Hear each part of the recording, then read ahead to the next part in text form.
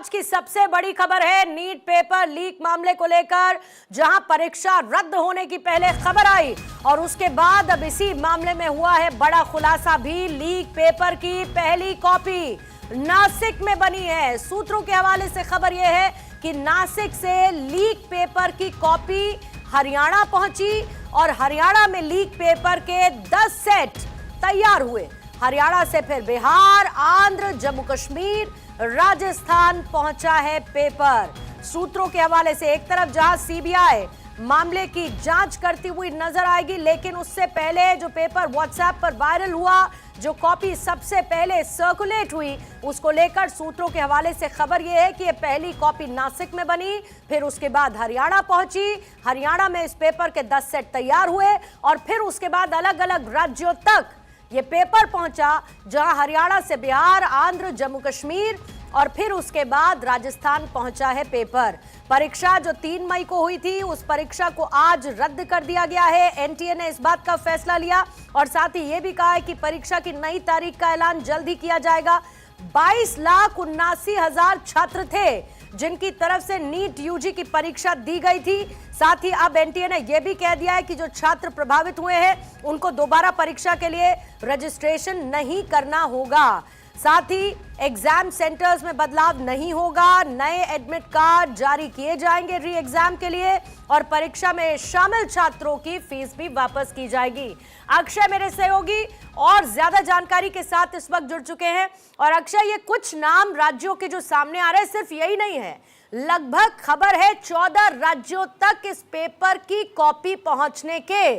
जब सीबीआई तफ्तीश होगी तो यह पता चलेगा मास्टरमाइंड से लेके इसके डॉट्स कनेक्ट होते हैं, कौन कौन सरगना नीट पेपर लीक में आरोपी हैं, अपराधी हैं।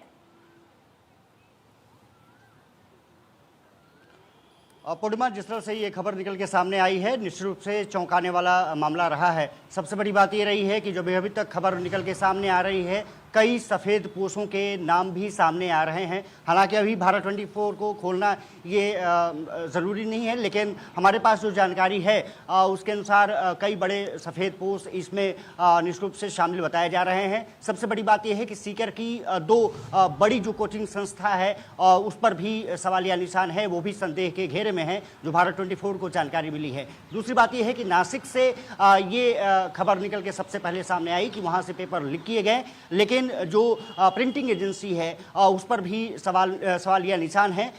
इसके अलावा ये कहा जा रहा है कि केरल से एक छात्र को गिरफ्तार किया गया, उसके पास वो पेपर पहुंचे थे और उसके बाद एक उस स्टूडेंट ने जाकर के कोचिंग संस्थान को भी ये जानकारी दी और जिसके बाद उसको बाकायदा पढ़ाया गया। 400 प्रश्नों में से लगभग 120 प्रश्न ऐसे थे जो पूरी तरह से मैच कर रहे थे और उसी के बाद जो इनपुट मिले, एनटीए को इनपुट मिले कि ऐसी कुछ चीज़ें निकल के सामने आ रही हैं, क्योंकि एक छात्र ने शिकायत की थी कि जो उसके पास पेपर पहुंचे हैं वो लगभग हूबहू ऐसे रहे हैं और ये पहले से ही मार्केट में था। दूसरी बात यह है कि व्हाट्सएप के जरिए तमाम राज्यों तक ये पेपर पहुंचा और उसके बाद कड़ी जब एनटीए के पास पहुंची, एनटीए ने ये सूचना आईबी को दी, आईबी ने पूरी जानकारी उठाई और उसके बाद जब राजस्थान से ये पूरा मामला जुड़ा तो एसओजी को वहां सरकार को दिया गया। चीफ सेक्रेटरी को खबर आ रही है कि चीफ सेक्रेटरी को जानकारी दी गई आईबी द्वारा और उसके बाद ये पूरे मामले को लेकर के एसओजी जब सतर्क हुई,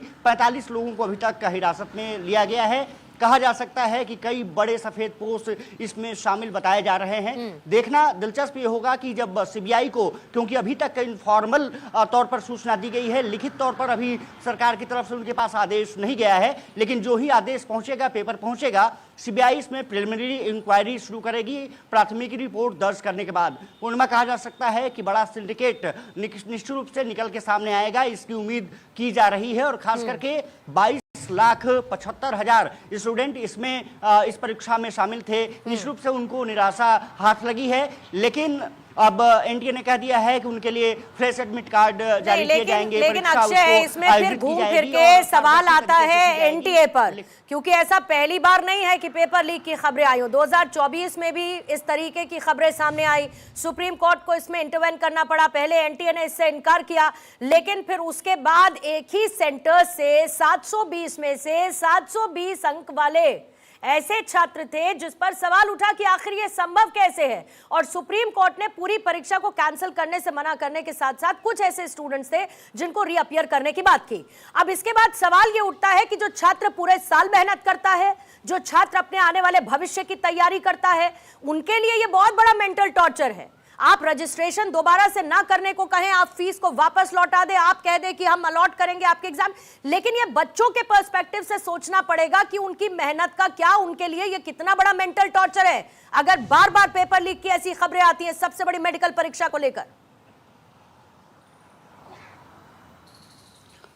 बिल्कुल सवाल है। सबसे बड़ी बात ये रही है कि एनटीए के पास जब ये खबर निकल के सामने आई थी, पूर्णिमा आपको याद होगा हम लोग ने उस खबर को विस्तृत रूप से कवर किया था। उस समय निकल के सामने आया कि एनटीए के पास तमाम जो सोर्सेज होने चाहिए वो नहीं है। अपने प्रिंटिंग प्रेस जिसमें कि वहाँ से रिलीज होते हैं पेपर, वो नहीं है, और कहीं ना कहीं आउटसोर्सिंग करने की कोशिश जब की जाती है तो फिर ऐसे ही नतीजे निकल के सामने आते हैं जो आज देश के 22,75,000 स्टूडेंट्स सामने, जो अभ्यर्थियों के सामने खड़े हैं कि आखिरकार उनके भविष्य के साथ इस तरह का खिलवाड़ कैसे होता रहेगा।